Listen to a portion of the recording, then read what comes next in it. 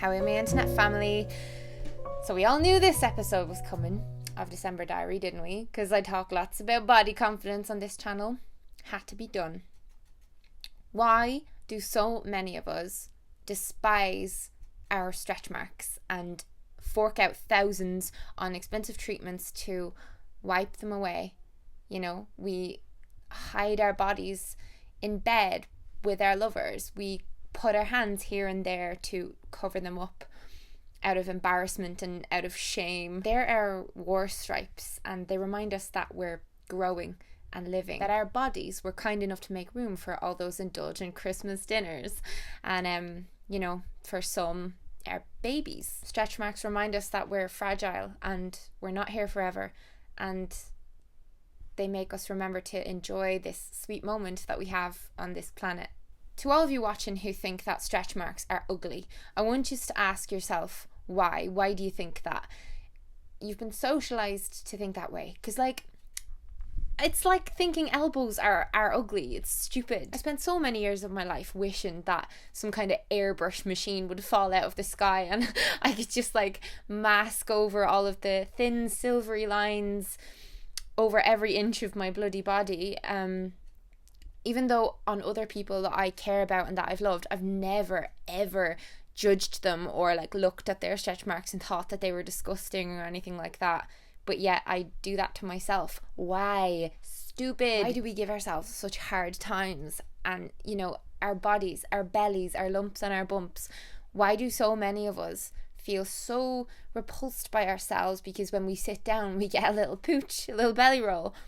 Some of the fittest people I know get a belly roll when they sit down. It's our bodies are designed to bend and fold and move. No matter what size you are, it's completely normal for your body to like this. And I think we're so used to seeing a certain image of a female body in the media, in movies, on TV, on magazines, in pornography, that we think that this is the only version of beauty that counts.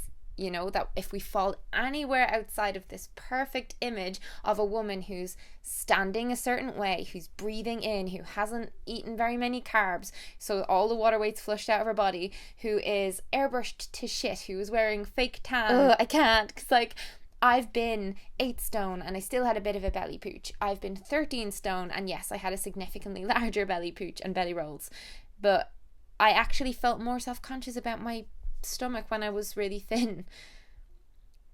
Why? It's such wasted energy. There's so much in life that matters more than something so stupid. And the people who I've been very lucky enough to have met and have been with in relationships and stuff made me embrace and absolutely love my body, and I just want that for everyone else. I want everyone to see themselves through the eyes of someone else. Belly fat is something that society seems to look down on, but it's also something that almost everyone has in the Western world.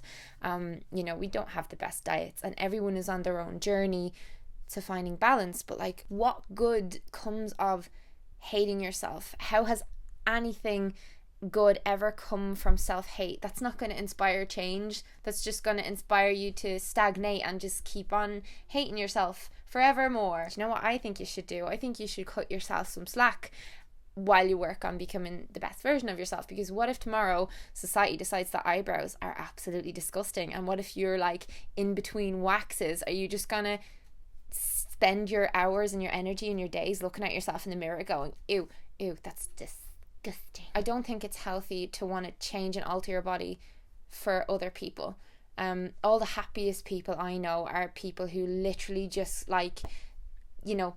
this is what you get, take it or leave it, and they surround themselves with people who don't focus so much on things like that are largely out of our control. If you like who you are, then more people will like who you are, and you'll also want to treat yourself better, which will improve how you feel about yourself. So it's just this loop. I'm completely okay with and grateful for my tiger stripes and my bit of jiggle on my body, because I'm alive and my body gets me from A to B, and I've actually learned loads from going through the years of self-disgust. I actually don't think I would ever have reached the place of self-appreciation that I'm at if I hadn't first disliked myself, which I know is ridiculous. Maybe it would have been better if I'd just been brought up to like who I am, but I wasn't, and I still got here, so it means it's possible. It's like we all have to run this bloody gauntlet now, isn't it? Where we're legging it through it and we're like, I'm hideous. It's not cool. It's not cool to be that girl at the house party who's like poking at herself going, look at how horrible I am, look at how gross I am. It's not all about you, first of all, and second of all, you doing that is encouraging other people to keep doing that and noticing their own flaws and stuff.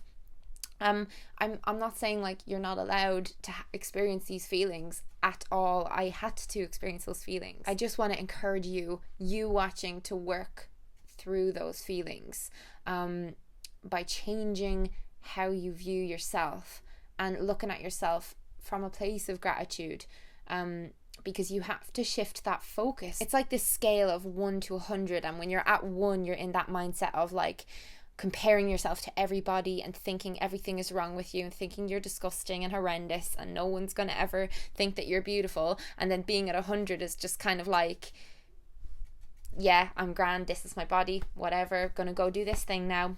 Like, for me, that's as kind of solid as you can ever become with it, because like I do know some very body confident people, but they still have their days. I still have my days, but this is what I do to get back into like feeling good about myself, is I remind myself to be grateful for the marks on my body, for the little bits of flubber on my body. Like, they're representative of some damn delicious meals, I tells you. Every bit of little jiggle I have, I enjoyed the creation of that immensely. The alternative is to continue feeling how you feel right now.